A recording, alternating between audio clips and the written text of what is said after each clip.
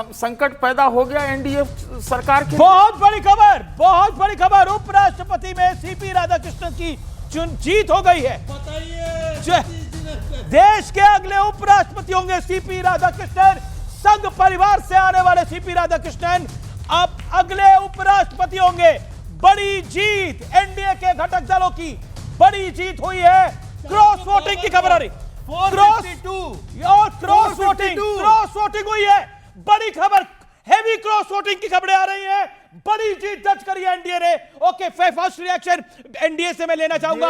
अब big victory for NDA. ये जीत merit की हुई है, ये जीत नैतिकता की हुई है, ये जीत ओबीसी समाज की हुई है, ये जीत तमिलनाडु की हुई है, ये जीत भारत की हुई है। और 452, हमारे अपेक्षित 425 थे, हमारे 452 आए हैं। बहुत एनडीए ने, आप कह रहे थे 4 कम आ रहे हैं। 452, एक सेकंड रुकिए सतीश जी। 452, 452 वोट, इतिहास बना है एक बार फिर से। एनडीए ने बहुत बड़ी जीत दर्ज करी है। ओके, सत्यप्रकाश मिश्रा, अभी कुछ देर पहले ही कहा जा रहा था देखिए कितना नंबर आएगा कितना नहीं आएगा, लेकिन 452 ये नंबर तो एनडीए ने भी नहीं लगाया था। ये एक बड़ी जीत है लोकतंत्र में, जहां लोकतंत्र चारों तरफ, देश के चारों तरफ बिखर रहा हो और भारत में लोकतंत्र 452 के साथ खड़ा हुआ हो। इसका मतलब साफ है कि जो एनडीए का कैंडिडेट दिया गया वो सबको पसंद आया और अधिक वोट उनको पड़े। इसके लिए आप बधाई दे सकते हैं प्रधानमंत्री जी को, पूरी एनडीए के महाराष्ट्र के गवर्नर के लिए वोट किया है। अमित जी, मैं चाहता हूं कि एक बार मैं एक सेकंड, मैं एक बड़ी खबर बता रहा हूं। बड़ी खबर बता रहा हूं, बड़ी डेवलपमेंट है। ये जो क्रॉस वोटिंग हुई है ये उद्धव खेमे की तरफ से हुई है और खबर ये मिल रही है कांग्रेस की अपना नंबर भी कांग्रेस का उतना मुस्तैद नहीं है। ये अगर है तो बहुत बड़ा है। एनडीए ने बहुत बड़ी, एनडीए का एस्टीमेट जो था वो 427 430 का था, उसको क्रॉस करा है। जो उम्मीद लगाई जा रही थी उसको क्रॉस करा है और हेवीली क्रॉस करा है। अभय दुबे, देखिए जीत निश्चित थी सीपी राधाकृष्णन की, लेकिन इतनी भव्य और बड़ी जीत होगी इसका अंदाजा नहीं था। क्रॉस वोटिंग हुई है, इंडिया खेमे को बड़ा नुकसान हुआ है। इसका मतलब यह बड़ा नंबर है 452। अमीश देवगन जी, ये उपचुनाव होना ही नैतिक हार है बहुत बड़ी एनडीए की। क्यों हुआ ये देश को, लोगों को जानना चाहिए। अरे आप ये बताइए, इंडिया अलायंस का नंबर क्यों कम हुआ, कांग्रेस का नंबर क्यों कम हुआ, उद्धव सेना क्यों उड़ गई, व्यवस्था जवाब दीजिए। अरे साहब, दल के आधार पर ये चुनाव नहीं होता, ना इसमें व्हिप जारी की जाती है, ये क्लियर कर लीजिए आप। तो आप मान रहे हैं कि आपके लोग बीजेपी के कैंडिडेट एनडीए के कैंडिडेट को सपोर्ट कर रहे थे। लीजिए, देख, कैंडिडेट तो सभी से वोट मांगा था, बीजेपी के भी सारे एमपी को चिट्ठी वोट करके चले गए, उम्मीदवार ने इंडिया गठबंधन दल के। ओके सतीश जी, आपका मैं कह रहा हूं कि नहीं झूठे तब तो। अरे नहीं सतीश जी बोलिए आप।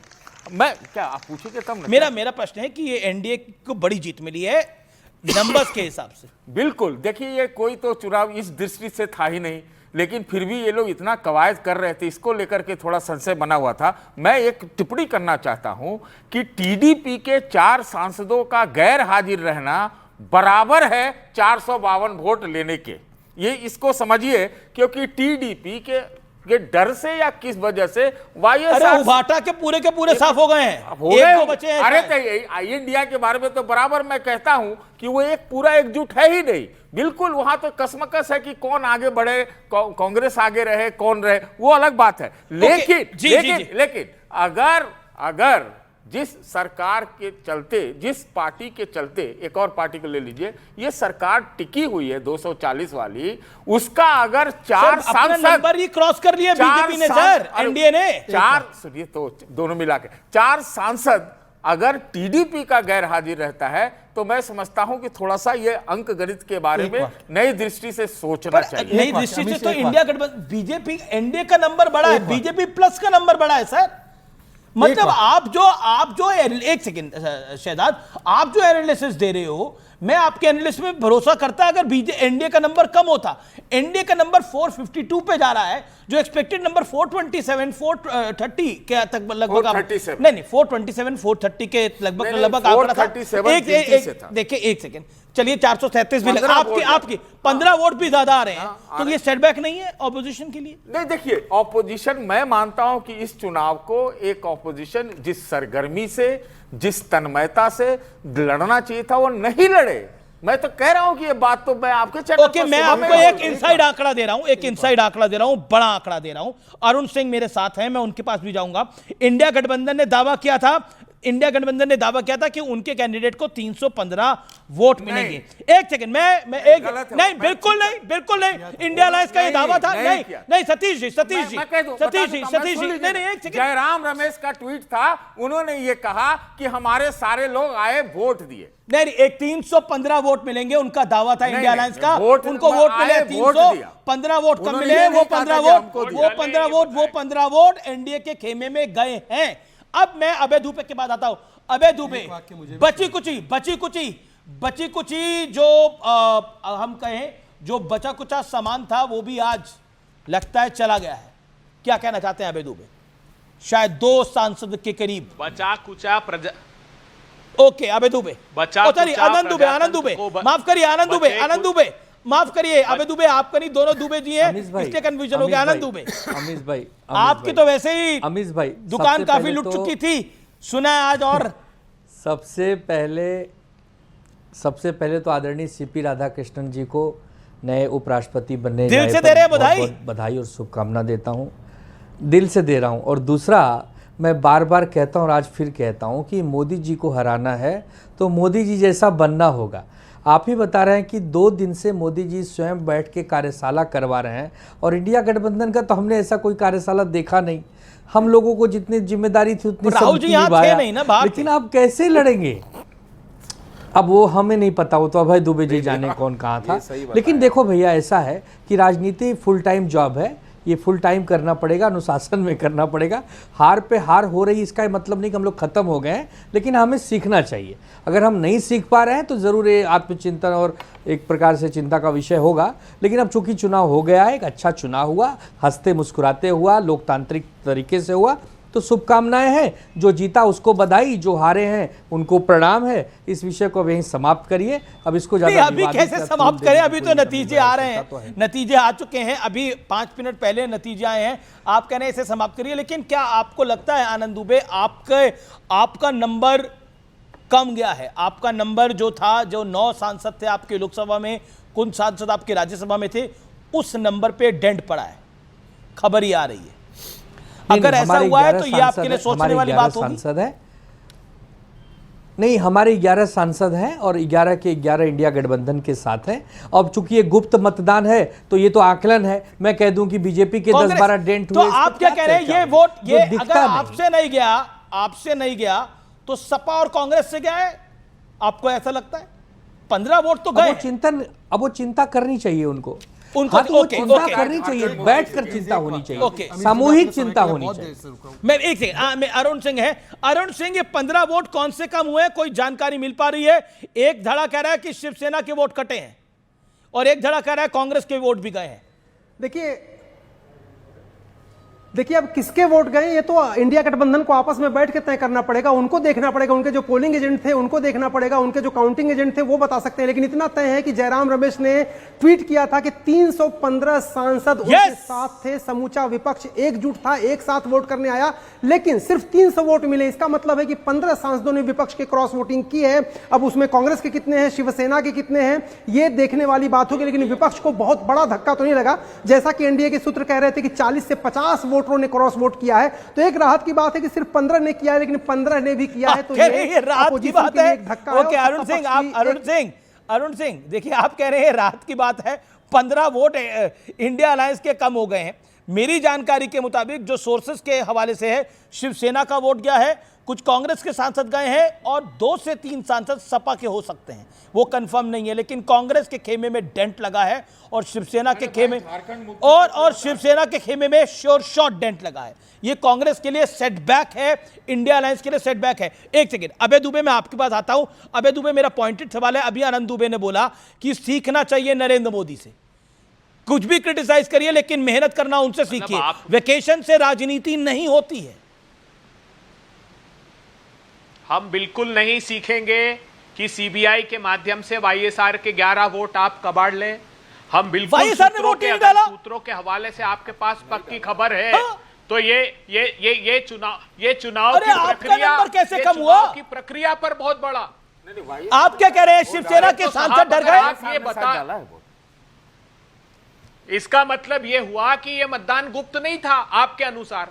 अगर आप कह रहे हैं कि मेरे पास खबर है सूत्रों से, तो इसका अर्थ है कि ये प्रक्रिया आप जो कह रहे हैं उसके हिसाब से ये पारदर्शी प्रक्रिया नहीं थी। आप ये कहना चाहते हैं क्या? हम कह रहे हैं कि नैतिकता के नाते अरे आपके 15 इंडिया अलायंस के 15 वोट कम आए हैं, आपको क्या लगता है? शिवसेना कह रही है हमारे वोट कम नहीं हुए, कांग्रेस और सपा के हुए होंगे कम। आपको क्या लगता है वो 15 वोट किसके कम हुए हैं इंडिया अलायंस में? भाई अगर ये आप जो सूचना दे रहे हैं अगर ये सही है तो अरे ये सूचना सबके सामने है सर। इस पर चर्चा करेंगे। 300 वोट पड़े आपके कैंडिडेट को, 315 जयराम रमेश ने बोला था, 15 वोट कम पड़े हैं। नहीं जयराम रमेश जी ने कहा था कि 315 लोगों ने वोट किए हैं। सबसे बड़ा संकट जो सतीश जी कह रहे हैं तो क्या मतलब है 315 ने वोट किया तो इंडिया अलायंस के लिए किया होगा ना? बैसाखी पे मैं काफी देर से रुका हूं। जी देखिए, जीत तो संख्या बल के आधार पर जीत सुनिश्चित थी एनडीए की, लेकिन अगर टीडीपी ने साथ नहीं दिया है तो ये सरकार पर गहरा संकट है। बिहार से चुनाव के बाद नीतीश कुमार जी और टीडीपी ये दोनों संकट इस सरकार पर काफी देर से हाँ बिल्कुल बोलिए शहजाद बोलिए। अमीश जी, पहले तो मुझे उम्मीद ही थी कि 10-15 मिनट के बाद ये वोट चोरी हो गया, ये गुप्त चुनाव नहीं था, ये चुनाव प्रक्रिया धांधलीपूर्ण थी, ये सारी चीजें आ जाएंगी, मुझे ये पूरी यकीन था। दूसरी बात सर, मैंने बीच में नहीं बोला आपके, मेरी बारी आई है बहुत देर के बाद आई है। सार्वजनिक जानकारी, एक सेकंड शहजाद, अमीश जी कह रहे हैं सार्वजनिक जानकारी है, सामान्य जानकारी है। 452 वोट बीजेपी के एनडीए के कैंडिडेट को पड़े और 300 वोट आपके कैंडिडेट को पड़े, 15 वोट कम गए हैं। सार्वजनिक तौर पे जानकारी है, कमाल की बात कर रहे हैं। आपके नेता क्लेम कर रहे थे 315 आ रहे हैं, 315 आ रहे हैं, ये सार्वजनिक जानकारी है। आप राजनीतिक दल बता रहे हैं ना, इसलिए कह रहा हूं कंप्लीट तो करने दो आप भाई, राजनीतिक मुझे दल का कंप्लीट तो वर्णन करने कर रहे दीजिए हैं सर। ये क्या तरीका है? हम तो आकलन लगा रहे हैं, हमारा काम है आकलन लगाना कि शिवसेना के कम हुए हैं, सपा के कम हुए हैं, कांग्रेस के कम हुए हैं, तीनों में से एक के तो कम हुए ही है। ओके, अभी इससे पहले 2-4 घंटे पहले की बाइट सुनाओ। संजय राउत का बाइट था कि आज हमारे फेवर में क्रॉस वोटिंग होने वाली है, तो वो सीबीआई से डरा रहे थे क्या लोगों को? और आज ये तमिल के व्यक्ति है, डीएमके ने क्या किया है उनको जाके पूछो ना, कांग्रेस के तमिलनाडु के सांसदों ने क्या किया जाके पूछो ना, शशि थरूर ने क्या है जाकर पूछो ना, उद्धव सेना ने भी पहले ही प्रशंसा की थी, महाराष्ट्र के पूर्व गवर्नर है, तो इनसे जाके पूछो ना। पर अपने आप में कोई गलती नहीं। अभी अभय दुबे को आनंद दुबे ने एक राय दी कि भाई मलेशिया नहीं यहां पर रहकर काम करना है, तो क्या कहा? धिक्कारते हुए अभय दुबे ने आनंद दुबे को धिक्कार दिया, जैसे खड़गे जी किसानों को धिक्कारते हैं, और उन्होंने बोला हमको किसी से सीखने की जरूरत नहीं। तो आनंद दुबे जी देख लीजिए आपकी क्या स्थिति है अपने अलायंस में। आनंद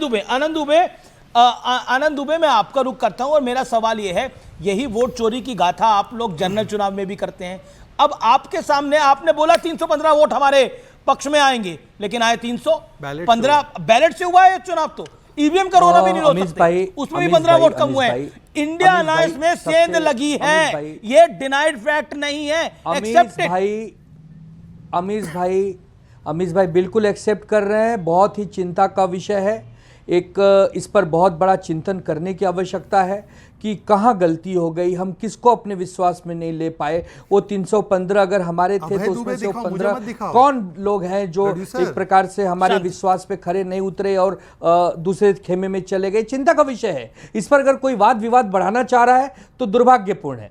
हम ये कह रहे हैं कि भारतीय जनता पार्टी को हराना है तो भारतीय जनता पार्टी से इतना तो हमें सीखना होगा कि भाई हमें भी कुछ दाव पेच सीखने होंगे, हमें भी साम दाम दंड भेद की कला जाननी होगी। ये कैसा युद्ध है कि युद्ध में तलवार भी नहीं पकड़ेंगे, शस्त्र भी नहीं पकड़ेंगे और सामने वाला विरोधक खुद ही मर जाएगा, उसे मारना होगा ना। यही तो युद्ध है। अगर सामने वाला योद्धा सवाल तो ये हो रहा है कि मजबूत बनना होगा। अब वो युद्ध से पहले जब प्रक्रिया चल रही थी तो राहुल जी को कुछ अर्जेंट काम आ गया, विदेश में थे वो, रणछोड़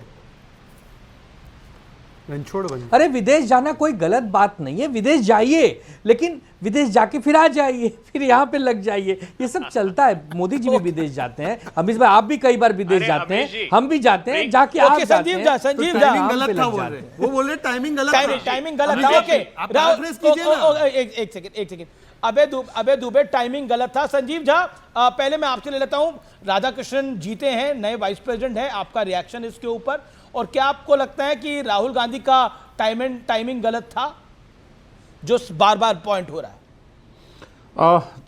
देखिए, मैं शुभकामनाएं देता हूं और मुझे पूरा विश्वास है कि सदन की मर्यादा को कायम रखते हुए जो लोकतांत्रिक प्रक्रिया है उसको ठीक से चलाएंगे और एक एग्जाम्पल सेट करेंगे।